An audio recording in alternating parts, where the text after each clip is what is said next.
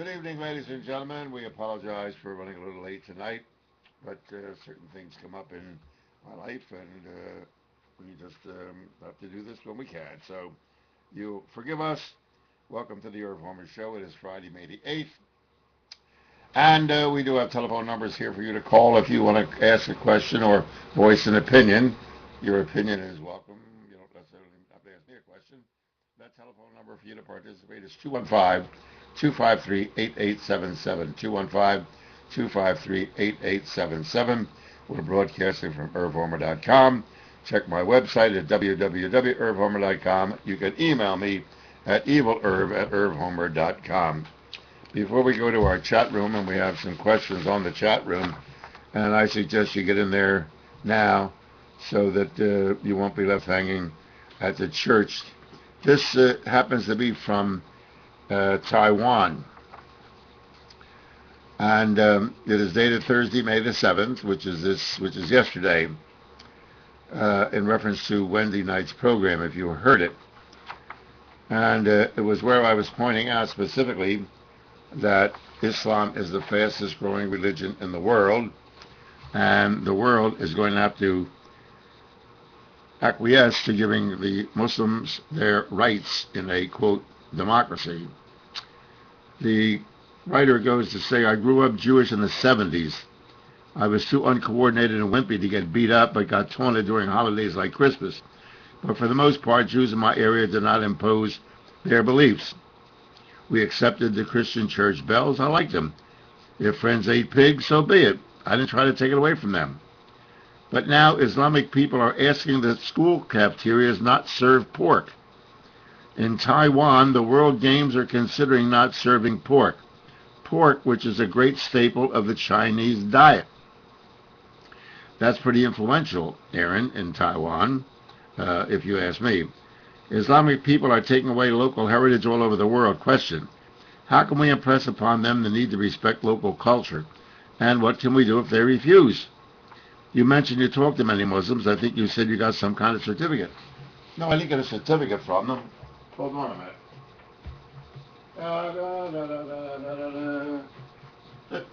This is what I got. I got a statue for helping put together the Sister Clara Muhammad School for Muslims, where St. Thomas More Catholic Church used to be. Now, I am still trying to figure out how the Muslims in Philadelphia got the St. Thomas More Old Catholic Church building and school. Did they pay for it? Did the church donate it to them? I don't know. But when I saw what was needed by some Muslims I met in Graterford Prison, I more or less helped with the curriculum there from the perspective that I have, and so I got this award at a dinner. So you're right, Aaron, I did get an award from the Muslims here in Philadelphia. You mentioned you talked to many Muslims. I think you said you got some kind of certificate. Well, here it is. Did they respect you in your position as a fellow human? Or they look upon you as some who eventually must be converted? I had mentioned, Aaron, again, that Islam has 4 separate entities. The religious entity is one, the political entity is another, the financial entity is another, and the economic entity is another. So you can work any of those 4 levels of Islam. The ultimate goal, though, is for a total conversion of Islam of the rest of the world. So this was basically political. I really agree with your views, but you say live and let live, but in the same breath you say Islam will never be satisfied with that. Well, my point is, Aaron, to instill upon the Muslims in America that all religions must live with equal power and equal rights under our Constitution.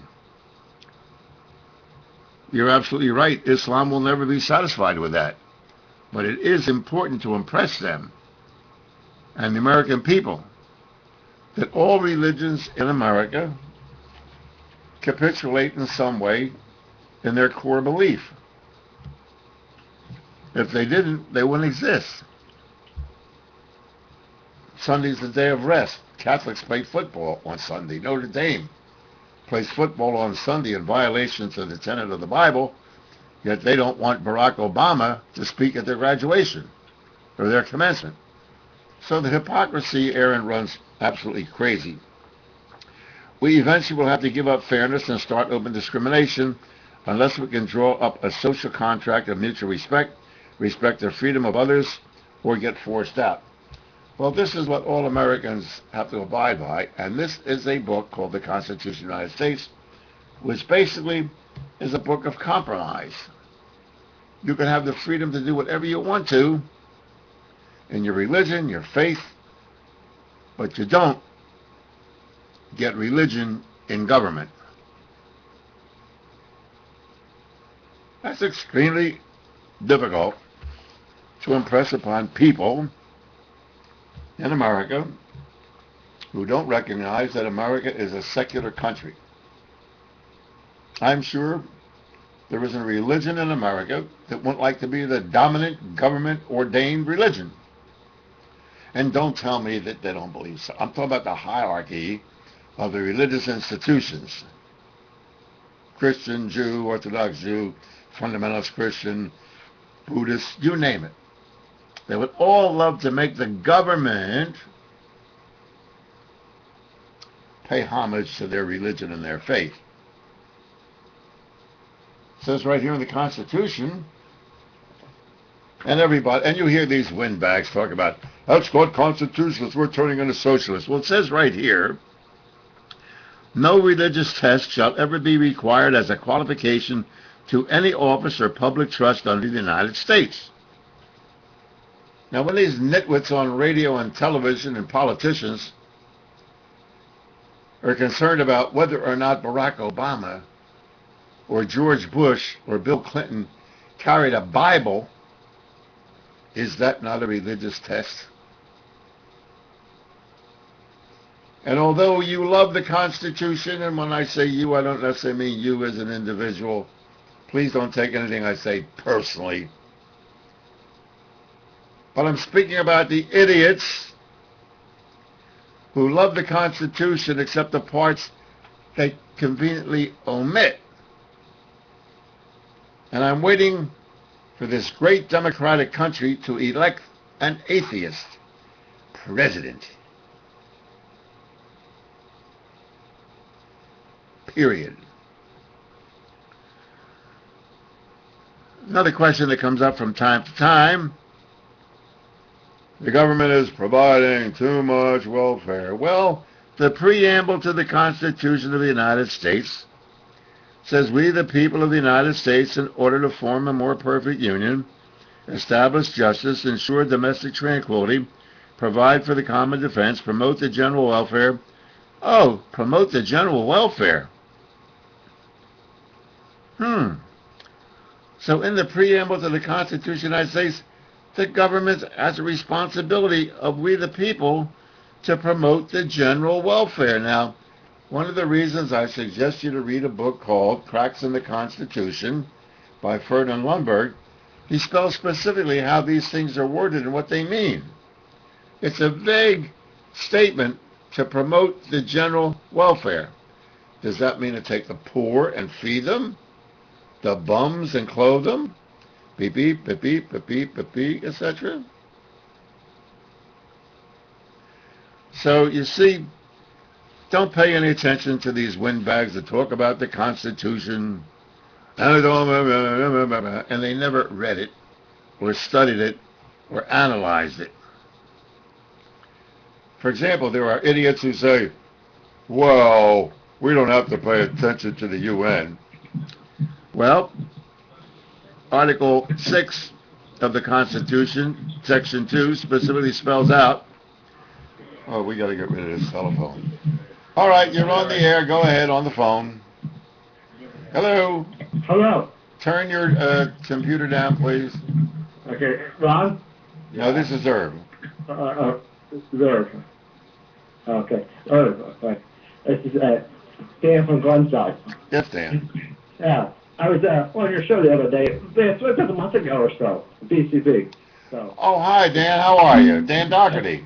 Yeah, Dan Dockery, Right, sorry. the young man who is a functional epileptic. How have you been? Oh, I've been doing very well. Real good. You're good. Now, just hearing you talk about bringing up the, you've been, interesting subject coming up again. Yeah, I guess what I should say, the Muslim, different things that you just mentioned, the cracks in the Constitution.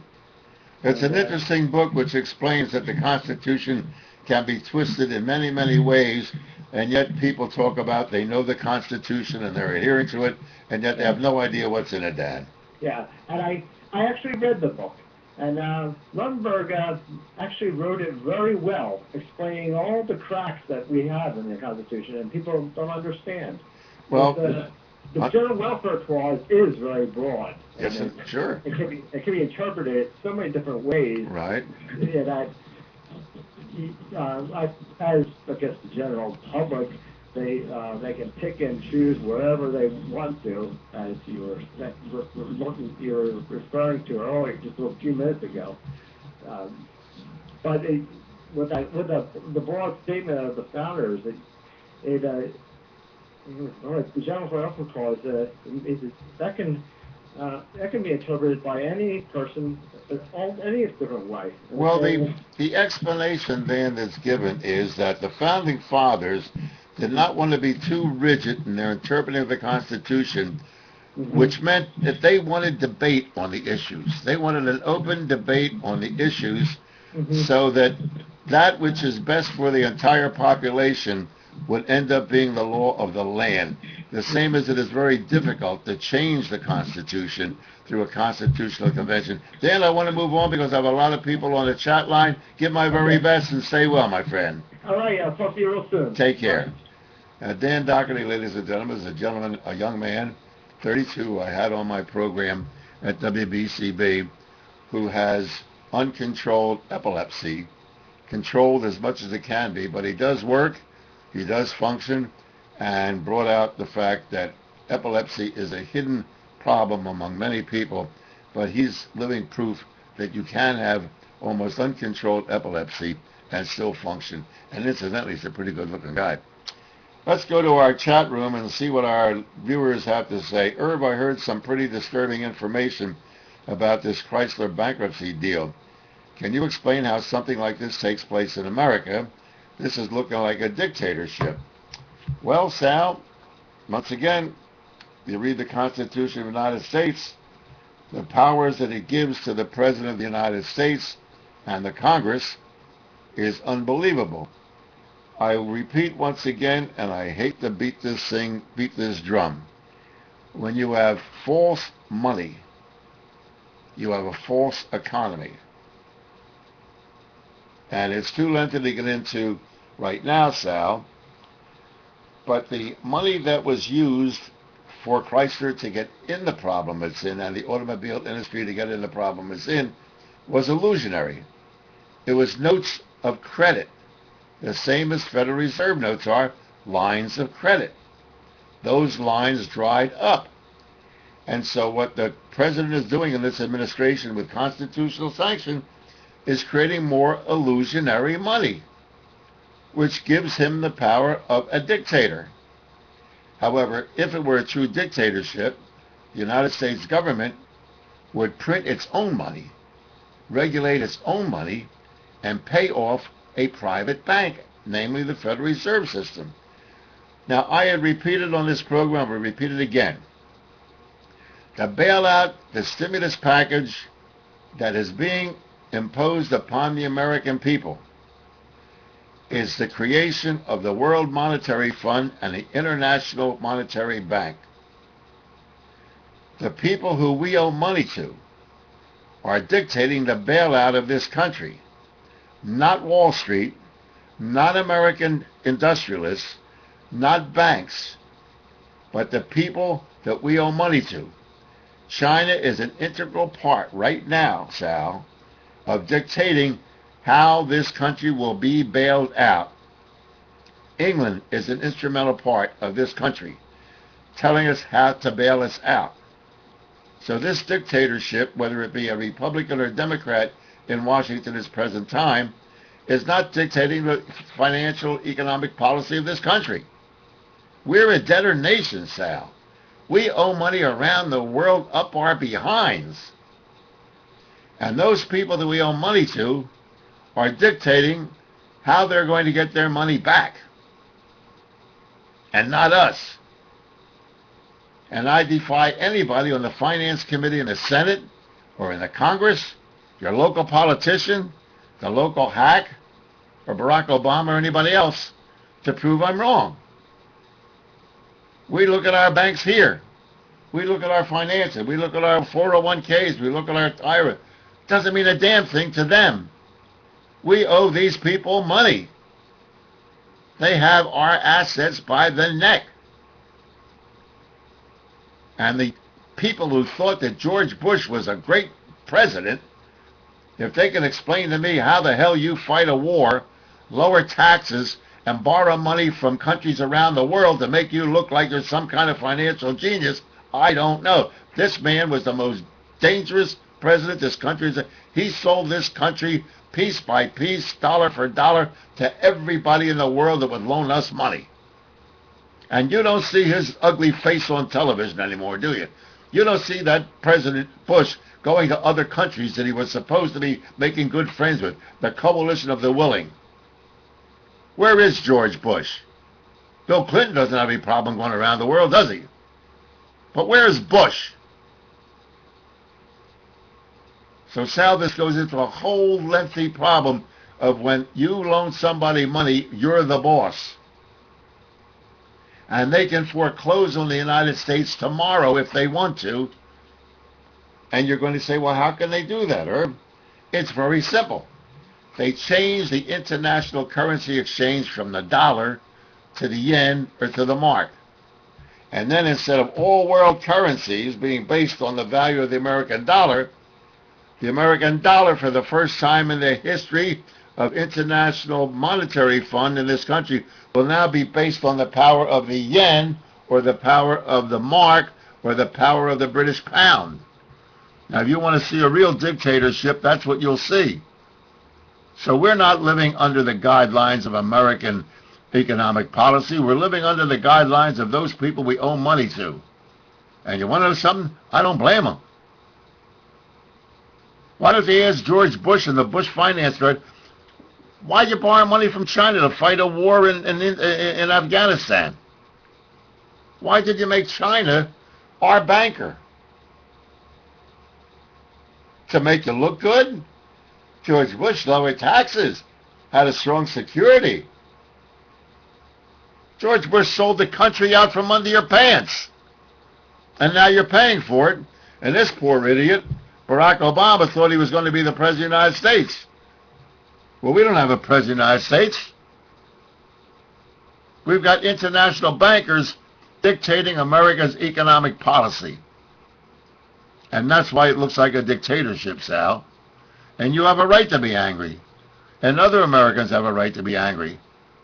But not at Barack Obama, but because of the American people's stupidity themselves. And I know it's tough to make a living, and it's tough to raise kids, and it's tough to pay your mortgage, and it's tough to do all these good things while trying to figure out what the hell's going on in the world. Most people that have jobs and have businesses, especially small businesses trying to keep their head above water, don't have the time to study and learn and find out what's going on. But George Bush sold this country down the river after his father sold it down the river with Desert Storm, which was a whole big lie about Iraq invading Kuwait. But no, Sal, nobody gives a rat's ass. Nobody cares. Maybe there's 65 people listening to this program tonight who are really concerned about learning something. The rest of them listen to some crap about whether or not John Edwards knocked up some broad while he was running for President of the United States so his wife gets on Oprah Winfrey. That's what generates interest in America, Sal. That's why Jerry Springer is so popular in America, Sal. Not to learn about where the finances of this country are being governed from, but from Jerry Springer. Right? Or Dancing with the Stars. Or American Idol. Or reality shows. Or Let's Kill a Crocodile. Well, while people are interested in that, and the Eagles and the Phillies and some guy that takes drugs and gets thrown out. 50 games he's being penalized. Who gives a rat's behind if they throw him out? I personally like athletes on drugs. I like to see home runs being hit. I like to see touchdowns being made. So my personal opinion is I don't care if they're all souped up. It's more interesting as far as I'm concerned. But how these things didn't happen overnight. And it's not Barack Obama's fault. It's the American people's fault for not knowing how America works. Irv, you don't get religion in government. America is a secular country, supposed to be. So how do we justify support of other religious nations, particularly Israel? Well, the same way we support the Vatican, my dear friend, Bob. Oh, the Vatican's not a country? Yes, it is.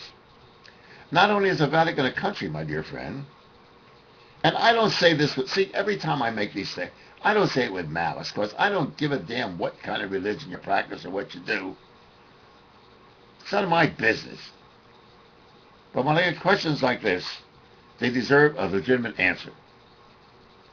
The Vatican is independent of the nation of Italy. I repeat, the Vatican is a country, independent, a totally religious country with no democracy, no elections, no freedom of choice, no Senate. It is a total and complete dictatorship. Prove I'm wrong, that the Vatican is not a democracy. And within that Vatican, we have a Council General, and so do 110 other countries. Now, it is against the law in the United States. Listen carefully.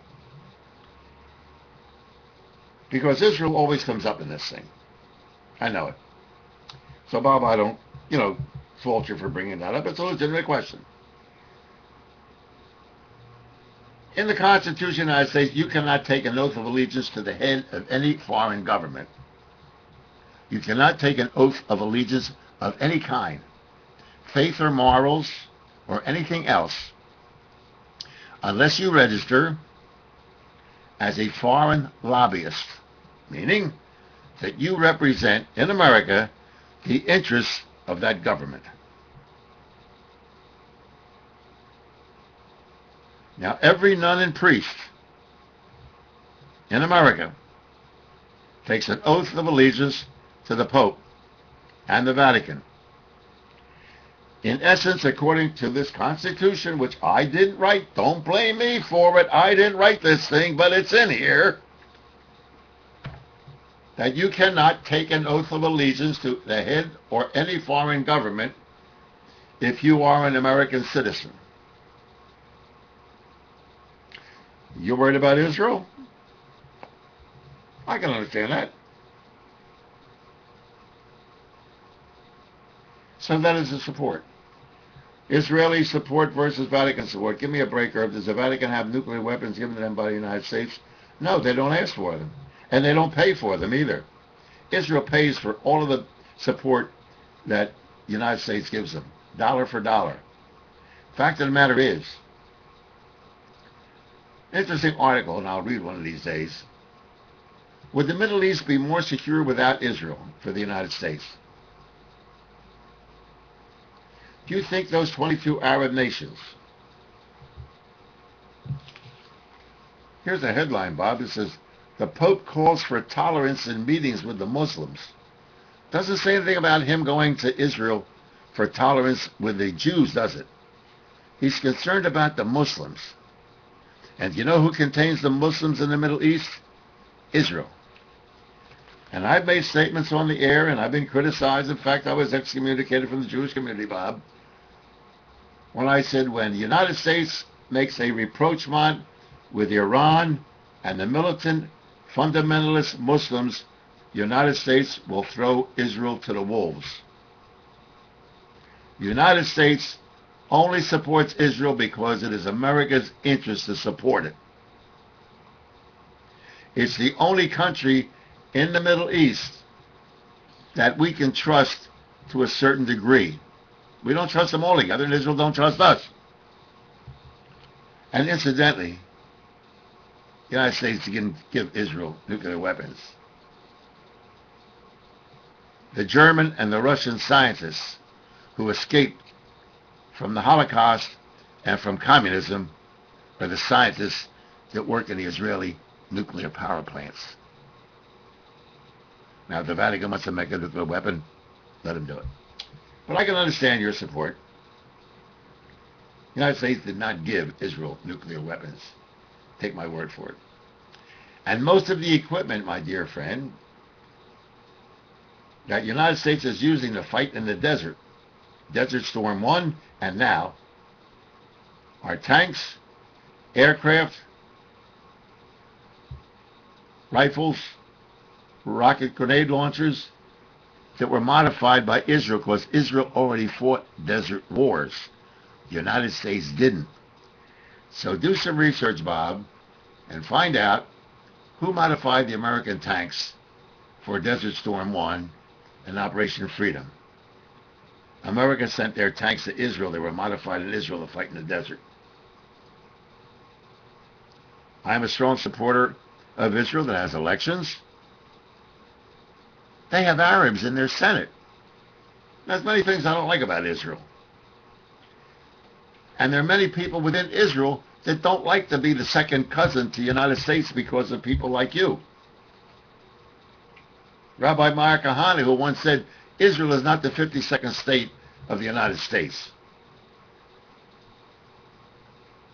Don't forget, Israel could have knocked the crap out of 22 Arab nations.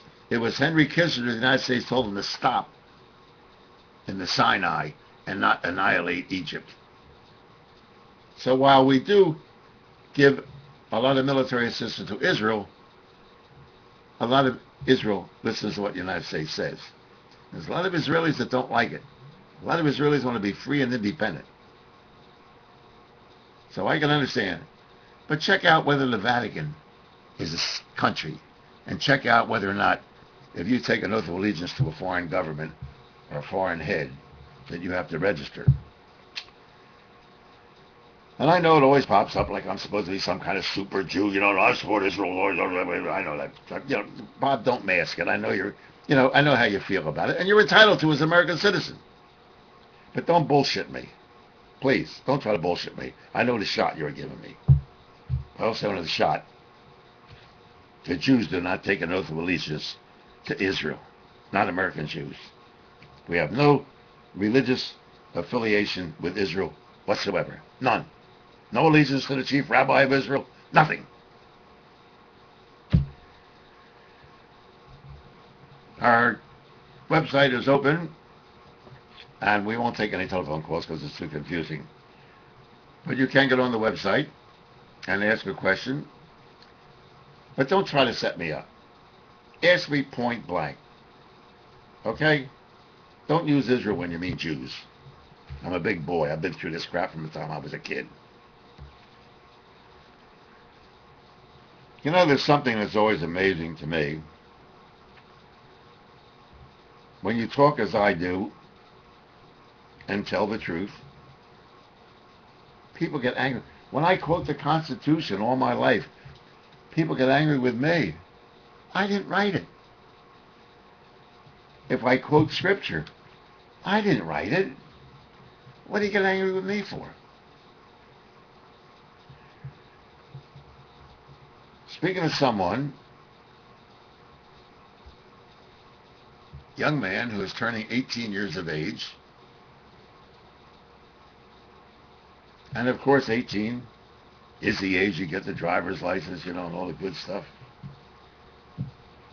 But I brought up on my radio program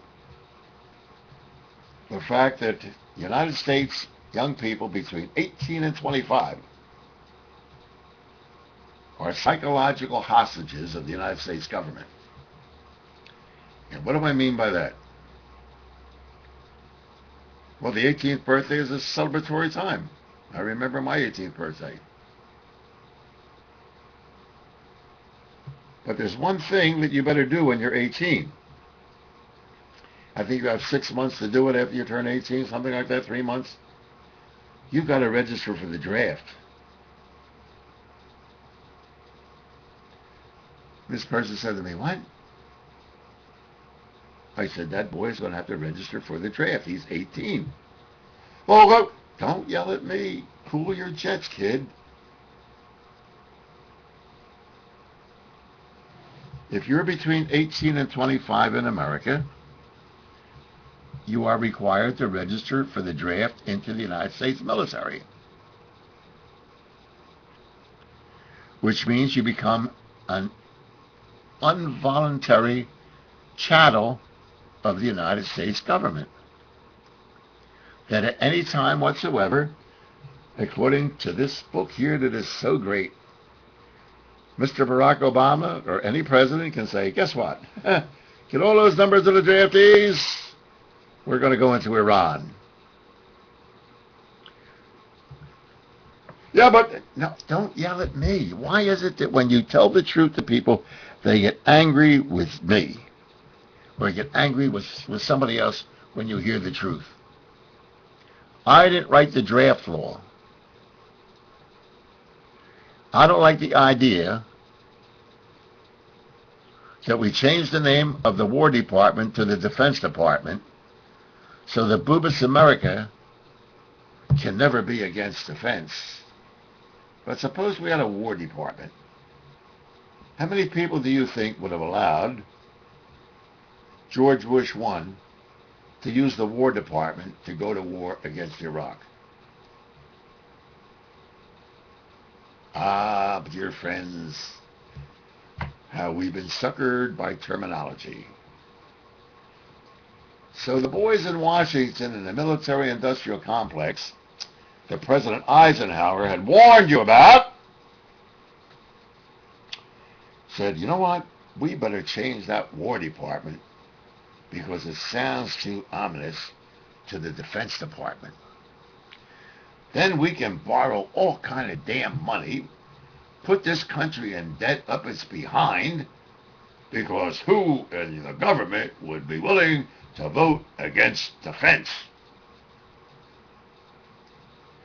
And so we defended ourselves against Iraq. Right? We defended ourselves against them Vietnamese. We defended ourselves against them Koreans. Didn't you see their submarines off the coast? Didn't you see them Korean bombers flying over New York? Oh, that was Air Force One, excuse me. See them Vietnamese in them black pajamas rowing their canoes as fast as they could to hit the coast of California? No, we've got to have a Defense Department so we can kill 55,000 kids in Vietnam and 35,000 in Korea, invade Grenada, invade Panama, because they were a problem of military assault upon the United States. So, dear friend Sal, this crap didn't start yesterday. It started before I got on radio in 1972. And I've been screaming about it ever since. And my dear friend, it falls on deaf ears. It falls on deaf ears. There are basically things that must be done to change this country's policy. But until America realizes that it may not be to your liking, but it is best for the country, we're going to have this little game of inflation, deflation, high stock market, low stock market, buy gold, sell gold. What is the silver dollar? What does the Federal Reserve know? What's what? And until you sort it out in your head, you'll never understand how the system works. And I don't blame the American people because you've been conned into that. You've been conned into giving women equal rights in the workplace. And so we have babies. So we can put them in daycare while mama works and papa comes home and does the cooking. See, we're worried about the fegulas, what are they call them, fags, right? The queers, worried about them. We don't talk about the house fathers anymore because mama works, papa does the laundry, does the cooking, takes the kids to the ball games, the little leagues, the bowling. That's good for America. But who's raising the kids? Grandma? The daycare center? The day nursery? The summer camp? So the heterosexual community in America has destroyed the family, not the gays. Gays don't have any families for you to worry about. But the heterosexual community in America, because of its desire to grab more and more material things, a new car, a new house, a boat, an airplane, a racehorse, decided, well, maybe we better make the woman work too. Isn't it amazing how our parents had 4 and 5 and 6 kids and only Papa worked? Mama stayed home? Not that Mama belongs home. I'm not a male chauvinist pig. Women deserve a right to work and deserve to get paid. Merely pointing out that us heterosexuals, because of this equal opportunity of women, and women in the workplace, and if a woman works and a man works, they have babies. What the hell do they have babies for? Why don't you just get a dog for a pet? When it was out for work, she makes dinner, and she washes clothes. Oh, I'm so tired. I have to go to work tomorrow. Women walk around like they're in a fog today. They work so damn hard. And some women are even making more money than the men. But it's the gays' fault that America's got this problem.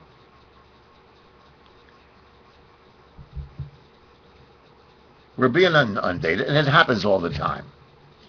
When the economy goes bad, when we're in a war, America turns to recreation, to forget.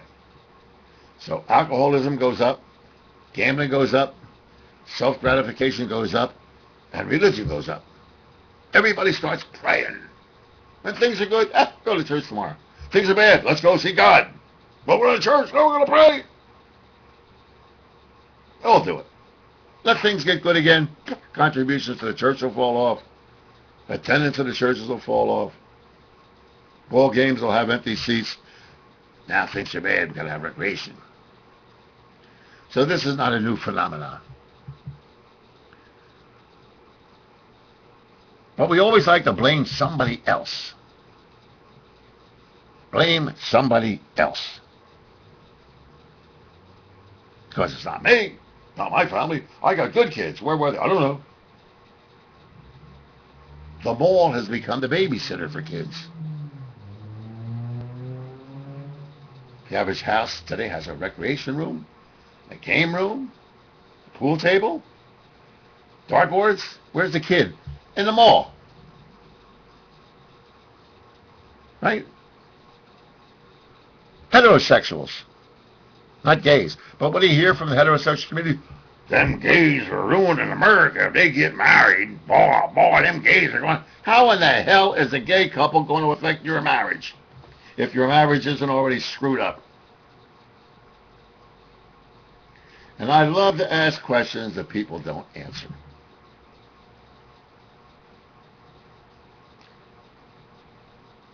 We pride ourselves, and I don't know when this all happened, because I understood America was a Christian nation. It's a secular nation, but that's what I've been told, you know. So America being the Christian nation it is, proud of it, let the world know that we are a Judeo-Christian country. We have a moral standing. You don't believe it? Just ask Rush Limbaugh and Sean Hannity. We have a moral fiber in America that no other country has. How come our divorce rate is so damn high? If we take, when we get married, an oath under God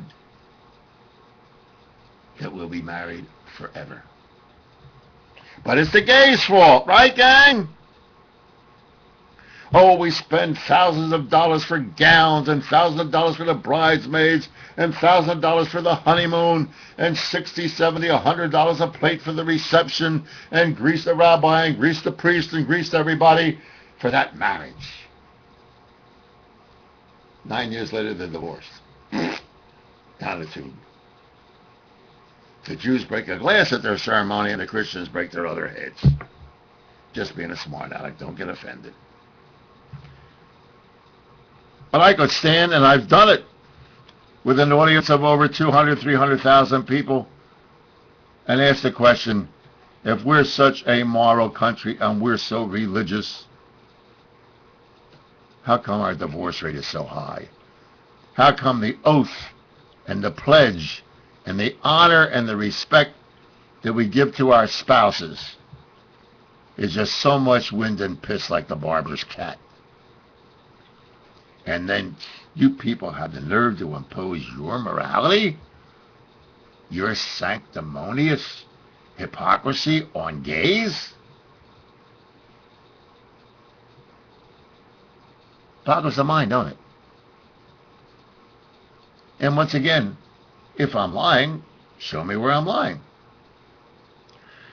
And so you get the justification, well, you know, the 50% of the people who get divorced remarry.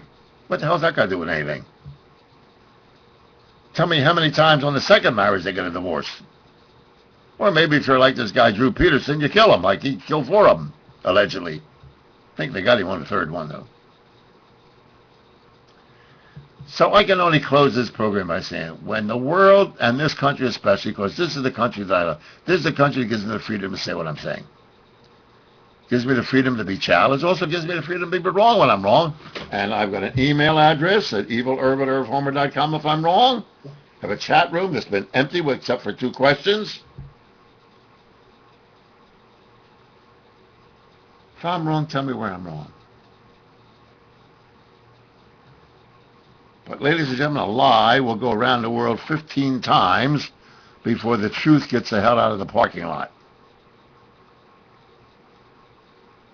Good man once said, the truth shall set you free. Well, I got news for you. The truth will also make you a lot of damn enemies. So I can be on commercial radio kissing everybody's ass, telling you how good cereal is. It's got enough sugar in it to rot your kids' teeth. Toothpaste that's got enough fluoride in it to kill every rat in Philadelphia. Automobiles that blow up. Light bulbs that have enough mercury in it to take you to the moon. Sell you fake drugs that don't burn. They make smoke. You ever know why they call it smoke alarms? Because this paneling right here won't burn. It'll smoke. The carpet in this studio will smoke. It won't burn. So we have smoke alarms. Well, polyvinyl chloride that is in your paneling, that's in your carpeting, that's in your drapes, that's in your bedclothes, is poison. And you wonder why you've got asthma, and we wonder we've got chronic respiratory problems. You can't afford wool anymore. We use every type of polyvinyl chloride, fake furs, fake carpet, fake material, fake underpants, and then wonder why we get sick. And we're against slavery, so we all go to Walmart and buy all of our stuff because it's made with slave labor.